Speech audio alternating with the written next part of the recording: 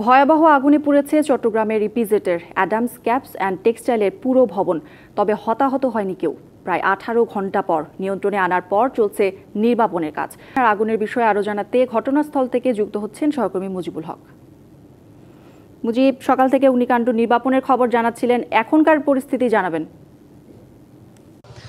কৌরি, এখনও নির্বাপনে যে কাজ সেটি চলছে, যেহেতু ভবনটি প্রায় 18 থেকে 19 ঘন্টা ধরে জ্বলছে, ফলে এই ভবনটি পুরোপুরি ঝুঁকিপূর্ণ।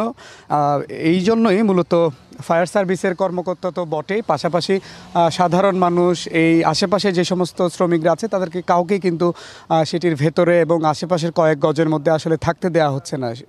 কারণ হিসেবে যেটি বলা হচ্ছে যে সেটি যে কোনো সময় আসলে ধসে পড়তে পারে, এরকম একটি শঙ্কার জায়গা তৈরি হচ্ছে।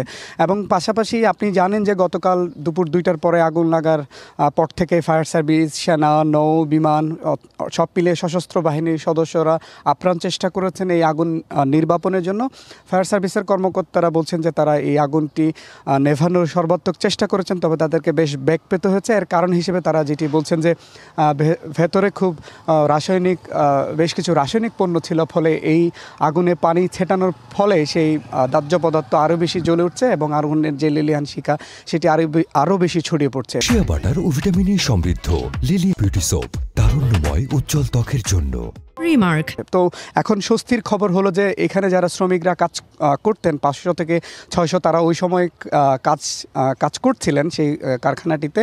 দুটি কারখানা মূলত এখানে চলতো, একটিতে বিভিন্ন মেডিকেল সরঞ্জামাদি প্রস্তুত হতো, আর একটিতে বিভিন্ন গার্মেন্টস পণ্য আসলে তৈরি হতো। তো স্বস্তির খবর যেটি বলছিলাম যে নিরাপদে শ্রমিকরা বের হতে পেরেছেন, এটি সবচেয়ে বড় ভালো খবর। এর বাইরে ব্যাপক ক্ষয়ক্ষতি তো হয়েছে, সেটি নিরূপণে ফায়ার সার্ভিস এবং ইপিজেড কর্তৃপক্ষের পক্ষ থেকে আলাদা দুটি তদন্ত কমিটি হয়েছে। একটি হচ্ছে 5 সদস্যের কমিটি, যেটি সিপিজেড কর্তৃপক্ষ করেছে, সেটি 7 দিনের মধ্যে প্রতিবেদন দিতে বলা হয়েছে।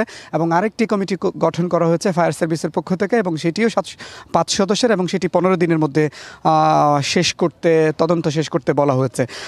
এবং এই যে আগুনের ঘটনা, সেই আগুনের ঘটনায় মোটা দাগে একটি বড় প্রভাব আসলে পোশাক খাত থেকে শুরু করে শিল্প খাতে পড়বে বলে আশঙ্কা করা হচ্ছে। কারণ আপনি জানেন যে বাংলাদেশের এইটি অন্যতম একটি রপ্তানি প্রক্রিয়াকরণ এলাকা, এবং এই এলাকার মধ্যে বিভিন্ন বিদেশি কোম্পানি এখানে বিনিয়োগ করে থাকেন। এবং এই আগুনের ঘটনায় যেহেতু এই কোম্পানিটি নিজেদের সেফটি প্ল্যানও ছিল না, সেটি নিয়ে একটা বড় শঙ্কার জায়গা, সংশয়ের জায়গা আসলে তৈরি হচ্ছে অন্যান্য কোম্পানিগুলোর আসলে কী অবস্থা।